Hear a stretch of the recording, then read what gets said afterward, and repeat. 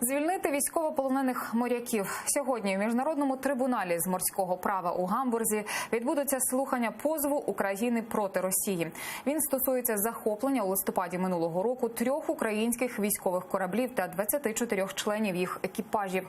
Україна вимагає негайного звільнення військовополонених та суден. Росія брати участь у слуханні відмовилася, втім трибунал все одно відбудеться. Рішення очікується вже наприкінці травня, а його виконання є обов'язковим. Слухання в Міжнародному трибуналі з морського права 10 травня триватимуть лише 3 години. У судових процесах такого рівня це буквально верхівка айсбергу величезного обсягу роботи. Від першої миті після появи інформації про захоплення кораблів і моряків ми використовували норми міжнародного права, аби довести, що вони затримані і утримуються неправомірно, а тому Росія має їх звільнити.